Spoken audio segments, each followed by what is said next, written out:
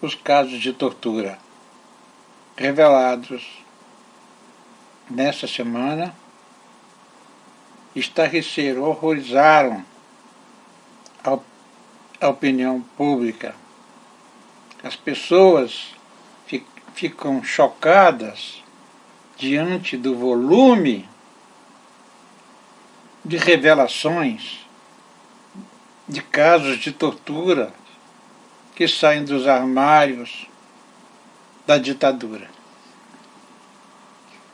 O que foi revelado essa semana, aqueles áudios do Superior Tribunal Militar, quando dois ministros militares, generais de alta patente, almirantes de alta patente, já denunciavam naquela época, na década de 70, a existência de tortura nos quartéis, nas unidades militares do Brasil. Nós, vítimas da ditadura, estamos há anos denunciando esses casos. E o que foi revelado essa semana soma-se a grande quantidade de denúncias que se somam e que existem e que estão nos anais e que estão na imprensa e que estão no relatório final da Comissão Nacional da Verdade. O Brasil tem uma dívida com a história. As feridas precisam ser lambidas e cicatrizadas. A Corte Interamericana de Direitos Humanos, uma alta corte internacional, já sentenciou, condenou o Estado brasileiro pelas torturas, assassinatos, estupros e ocultação de presos políticos, de opositores que foram assassinados, torturados durante aquele período funesto de nossa história. Hoje, os presos políticos clamam, os sobreviventes clamam, os familiares clamam para que a verdade seja restabelecida e a justiça seja efetuada. A justiça tem que ser efetuada. Os responsáveis, o Estado brasileiro, tem que responder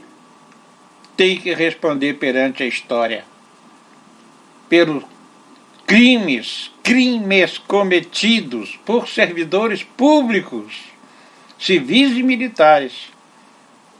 Crimes ocorridos em estabelecimentos públicos, que são os quartéis e as delegacias de polícia. É preciso humanizar esse Brasil. É preciso que o Brasil tenha um choque de humanidade. E esse choque de humanidade virá com a reinterpretação da lei da anistia, onde os violadores dos direitos humanos, onde os estupradores, assassinos, torturadores e aqueles que ocultaram os mortos, essas pessoas têm que ser sentenciados. Ah, mas eles já morreram. E o Estado, então, que seja sentenciado. A União. Não é verdade? Então, os descendentes e sobreviventes devem entrar com ações perante os tribunais para que esses crimes sejam reparados. E a reparação se dará perante a história. De várias formas se virá a reparação. E o Estado tem que prestar conta dos erros cometidos, dos crimes cometidos.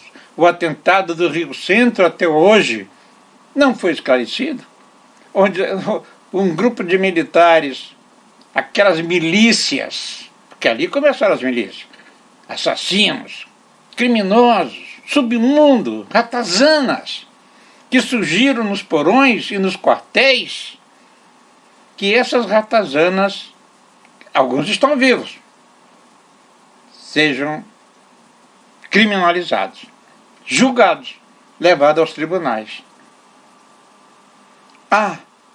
E aquela tentativa de atentado na Adutora do Rio de Janeiro, quando uma alta oficial do Exército,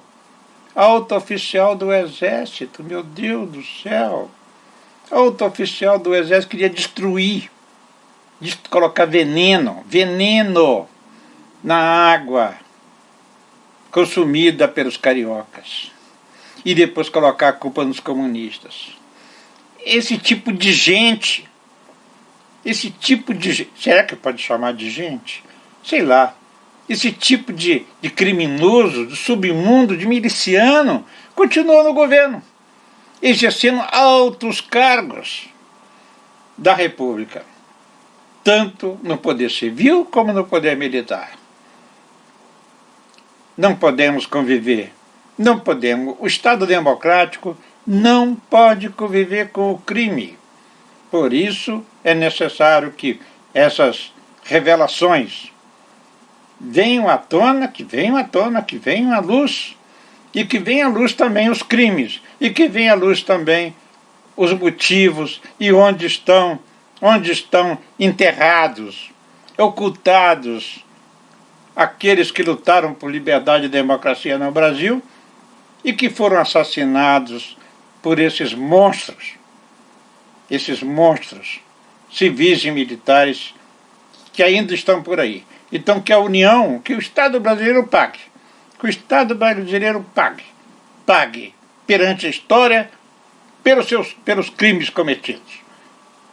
Assim poderemos ter um Brasil novo, um Brasil livre, um Brasil democrático, um Brasil que de fato entrou em harmonia e em paz com a sua história.